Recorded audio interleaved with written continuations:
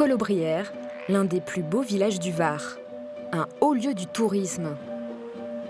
Dans ce restaurant, il est 13h30, c'est encore l'heure du déjeuner et pourtant, il n'y a plus personne. Aujourd'hui, ouais, on a fait juste 10 couverts, quoi. Gérald et Morgane, deux ex-parisiens revenus au pays, ont ouvert ce restaurant il y a 6 mois. Joli décor, ambiance chaleureuse, mais ça ne marche pas. Depuis le jour que nous avons ouvert, on ne s'est pas sorti 1 euro de salaire. Si l'activité reste comme ça, c'est évident que ça ne pourra pas continuer. Faut pas que ça dure trop longtemps non plus. Là, c'est bon. Pour Gérald et Morgane, il faut trouver une solution urgente. Et elle se trouve peut-être à quelques kilomètres d'ici, au bord de la mer Méditerranée, près de Toulon. Un grand bâtiment tout en verre et en béton. Cela ressemble à une école de cuisine, c'est beaucoup plus que ça. C'est une école comme il n'en existe nulle part au monde. À sa tête, Yvan Roux, 2 mètres, 111 kilos, un look de marin de haute mer. En fait, un ancien rugbyman reconverti dans la formation pour restaurateurs en difficulté ou qui ont besoin de se perfectionner. Et on n'arrête pas de l'appeler pour ça. Tant je déboule dans ton restaurant, demain après-midi parce que j'ai des trucs à faire et on va t'expliquer ça. Allez. Alors c'est un copain restaurateur avec qui on travaille depuis déjà 1 an et demi et qui en même temps ne comprend pas que si on n'investit pas, on ne peut pas gagner, quoi. Il faut mettre un peu les couilles en avant. Ça, c'est le joueur de rugby qui a parlé. Yvan est un homme de caractère et il en faut pour gérer cette entreprise où la mission est donc de réapprendre le métier à des restaurateurs et à les remettre sur pied. Aujourd'hui, une dizaine de stagiaires suivent les cours. Ce ne sont ni des étudiants ni des apprentis, ce sont tous des professionnels. Mais ici, c'est comme s'ils retournaient à l'école.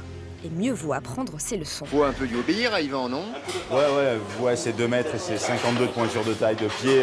Je pense qu'il vaut mieux lui obéir. Ouais. Il y a aussi Yann, 54 ans. Il a réussi à relancer son affaire depuis qu'il suit des cours ici. Ça m'a beaucoup aidé. Ouais, j'aurais pu me fermer peut-être le rideau, baisser le rideau même. Ici, on propose plusieurs styles de formation, d'1 semaine à 6 mois. La journée coûte 300 €. L'avantage, c'est que cette formation est financée par les cotisations patronales. Du coup, l'école d'Yvan ne désemplit pas et accueille 2000 professionnels par an. Car des restaurateurs en difficulté, il y en a beaucoup plus qu'on ne se l'imagine. Donc là, globalement, c'est tous les dossiers qu'on a fait tout au cours de l'année 2014. Il y en a à peu près, je ne vais pas compter, mais à peu près 400, quoi. Mais avant de coacher des restaurateurs, Yvan a été rugbyman dans le club de Toulon. Une belle carrière couronnée par un titre de champion de France en 1987. Passionné de cuisine depuis toujours, il a d'abord ouvert un restaurant pour se reconvertir, puis il a décidé de monter une école d'un nouveau genre avec une méthode bien à lui. La méthode Yvan Roux, elle est de l'expérience de ce que j'ai pu, moi, accumuler dans la restauration. Maintenant, s'il faut de temps en temps pousser la gueulante, je ne suis pas le dernier, oui, ça c'est sûr. Et pousser la gueulante, ça lui arrive assez souvent, surtout lorsqu'il rend visite à ses anciens stagiaires. Et cela, qu'importe l'établissement. Qu'on fasse du snacking, de la boulangerie, de la pâtisserie ou qu'on fasse un restaurant étoilé, on trouvera forcément, si on cherche, on trouvera toujours quelque chose. Surtout en matière d'hygiène et de sécurité, un domaine particulièrement réglementé en France. La moindre erreur peut coûter cher. Dans ce restaurant de bord de mer, tout a l'air parfait. Mais Yvan a l'œil. Au bar, on voit bien tous les alcools, mais aucun soda. Et ça, c'est interdit par la loi. On doit mettre une étagère avec 10 bouteilles soft présentées. Vous me les cachez en haut derrière la poutre et on voit que de l'alcool. Je veux dire, là, le mec, il vient, il sanctionne. Pour lui, ça n'existe pas. Allez, et pas de bière sans alcool, s'il te plaît. Autre erreur près du four à pizza, cette multiprise électrique. Je vous ai dit que les prises et les multiprises étaient interdites. Comment tu veux faire tes pizzas et comment tu veux faire tes trucs et nettoyer avec ta farine et tes trucs? C'est pas possible. Pourquoi 2 téléphones? Et il y a ce rouleau de sopalin qui n'est ni propre ni à sa place. Regardez, on peut pas le laisser poser. Il y a de la sauce tomate, il y a des trucs. Putain, vous faites chier avec ça, hein. Voilà, poubelle. En cuisine, toujours la même vérification à l'aide de cette sorte de pistolet électronique qui sert à relever les températures. Ici, tout va bien, mais un petit détail attire l'attention d'Yvan. Alors ça, c'est des points clés, hein. On est bien rangé, on est propre, mais on a malheureusement les grilles qui rouillent parce que le plastique, il casse. Donc je demande à les changer parce que dans l'environnement, la rouille, c'est pas trop conseillé. Yvan, il est encore plus draconien que les services d'hygiène. Parce que vraiment qu'on soit à 150%. Il n'est pas tendre avec vous? Il n'est pas tendre du tout. Il est vraiment très à cheval sur l'hygiène.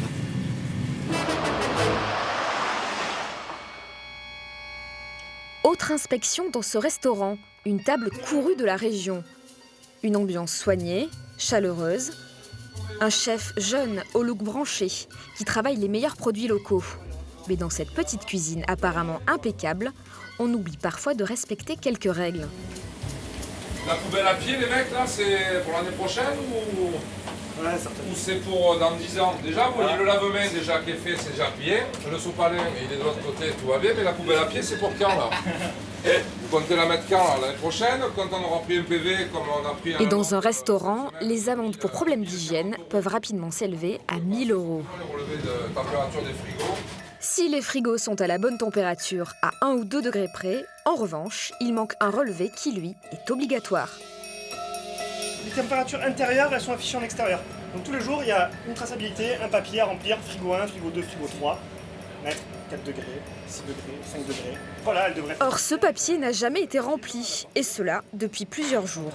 Vous me faites 1 milliard de photos pour les réseaux sociaux et vous n'êtes pas capable de me faire 5 photos pour les frigos, pour les relevés de température et 5 photos pour les DLC et les DLUO. Je comprends pas.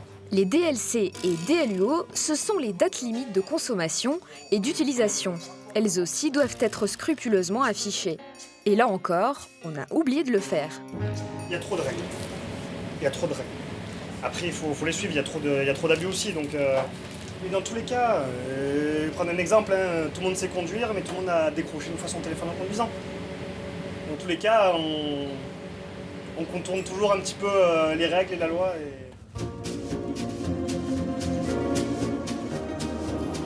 Alors qu'Yvan poursuit sa tournée, 2 de ses employés partent eux aussi en inspection.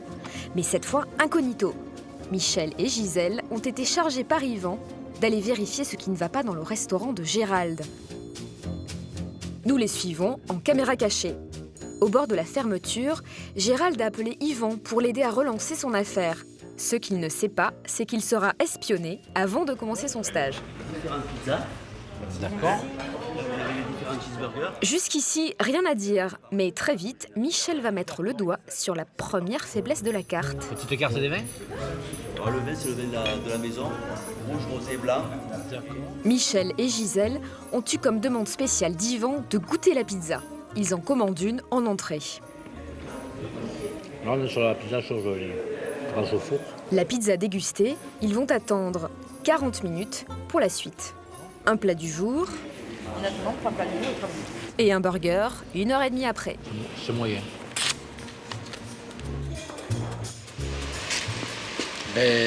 Pichet de vin avec un petit vin de pays à 20 € le pichet. Oui, c'est exagéré. La pizza, très moyen. C'est moyen. Le plat du jour, par contre, rapport qualité-prix, très bien. Retour chez Yvan pour le débriefing. Comment vous avez trouvé l'établissement?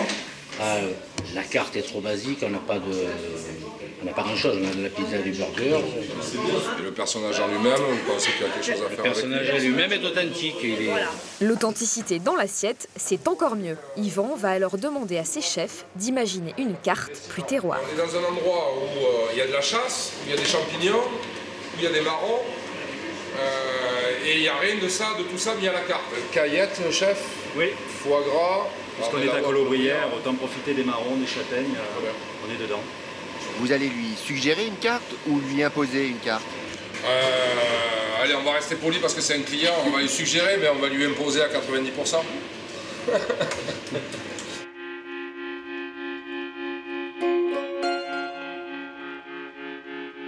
7h du matin dans l'école d'Yvan Roux. Ici, c'est aussi sa maison, puisqu'il habite juste au-dessus de ses cuisines, dans ce grand appartement très design, avec vue imprenable sur la mer. Ce matin, il accueille Gérald et Morgane, c'est leur premier jour de stage. Moi, je resterai, pour rester efficace chez vous, 3 entrées, 3 plats et 3 desserts pour commencer. et à changer assez régulièrement. Et pour pouvoir changer régulièrement la carte, il faut que Morgane se mette au fourneau pour élargir sa palette de plats. Elle va commencer par la fin, le dessert. C'est ce qu'il y a de plus difficile à faire. Il y a déjà des bases sur le mouton ou pas? Pas du tout. Ça nous permet de pouvoir la tester de suite, savoir si elle va être assidue et si elle va suivre les recettes process par process, sinon elle ne pourra pas y arriver. Et si elle ne convainc pas Yvan sur cet atelier, le stage s'arrêtera ici pour elle. Dans la pâtisserie, tout doit être millimétré au gramme près. Et si le dessert est réussi, ce sera plus facile pour les autres plats de la carte. Là maintenant, tu vas me la porter à ébullition et on va la cuire grosso modo 2 petites minutes. Voilà. Qu'est-ce que tu m'as fait? C'est trop clair. T'as fouetté trop fort. Avec la pâtisserie, c'est un vrai métier. C'est le moment de goûter. Ah là, il y a tout là. Hein? Pour un premier atelier, moi je trouve ça assez concluant. Morgane a réussi son premier test. Elle peut maintenant passer au plat de résistance. Quand on vit près de la mer, le meilleur moyen de trouver du bon poisson, c'est d'aller le chercher directement au port. Et ce matin, il y a de la bonite et des pélamides. 2 espèces de petits thons. Pas cher à la pièce et délicieux dans l'assiette. Déjà, ça donne envie. Donc en fait, le but du jeu, de venir là, c'est qu'on s'aperçoit qu'en se levant un peu le matin, sortir un peu de sa cuisine, ça fait du bien aussi. On va s'attaquer le nettoyage. Une fois retourné à l'école, il va falloir maintenant mettre les mains dedans. Mais là, Morgane a un peu de mal. Ok, après pour le vider, c'est facile, on va prendre par les ouïes, ici. Ah, il faut que tu mettes un peu les mains dedans, on va le mettre 5 minutes. J'essaierai sur des plus petits, je veux bien, mais là... Allez Morgane, viens à côté de moi, viens, qu'on te voit. Non, mets-moi ton couteau à plat, chérie. Regarde. Comment ça, à plat? Voilà la lame. Je la veux ici, comme ça. Tu vas pousser doucement. Ça marche. Allez. Allez, c'est bien déjà. Ensuite, pour lever les ouïes, on va le faire au couteau. Tu vois, et là, pareil, je pousse. Et là, je reviens avec mon tube, je fais mon quart de tour, il se décolle. Et on l'a sorti complet. Mais c'est bien déjà, t'as mis les mains dedans? Morgane a réussi à mettre les mains dedans. Elle est sur la bonne voie pour valoriser au mieux le produit. Le b.a.-ba de la méthode Yvan Roux. Ce style de poisson-là, on l'a payé 5 € pièce. Donc là, on a 1, 2, 3, 4 belles assiettes. Déjà, on a 4 plats du jour à 10 €. Alors que Morgane répète la fabrication des plats qui composeront sa nouvelle carte, Gérald fait patienter ses créanciers. La situation est difficile pour Gérald. Mais pour le détendre, là encore, Yvan lui a préparé une surprise. Aussi étonnant que cela puisse paraître, cela fait partie de la formation.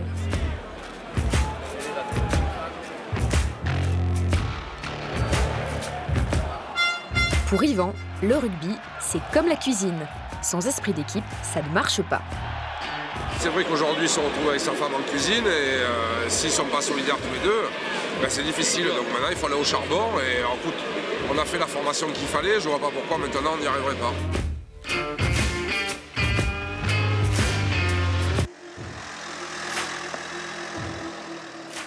Autre domaine sur lequel le couple peut s'améliorer, la carte des vins.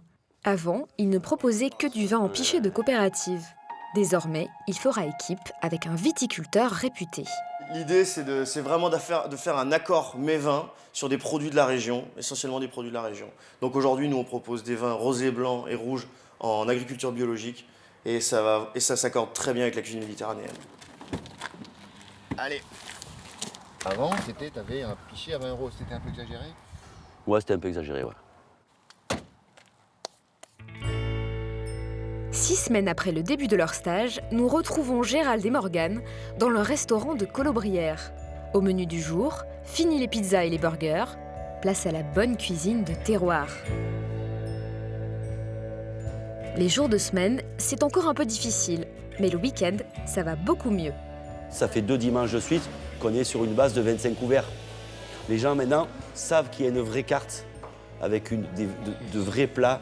En 2 semaines seulement, Gérald et Morgane ont plus que doublé leur clientèle. Ça donne le sourire, Morgane? Ah bah oui, il a le sourire et la pression, mais le sourire aussi.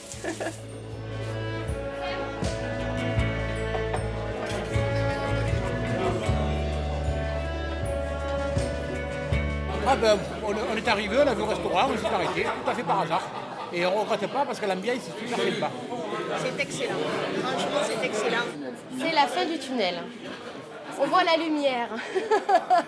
Grâce à la méthode Yvan Roux, Gérald et Morgane ont sauvé leur restaurant de la faillite, comme beaucoup d'autres. Ouvrir un restaurant, c'est difficile. En faire une affaire rentable, c'est beaucoup plus dur.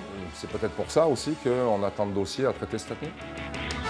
Aujourd'hui, notre couple est sur la bonne voie et a même prévu d'embaucher 2 personnes au printemps.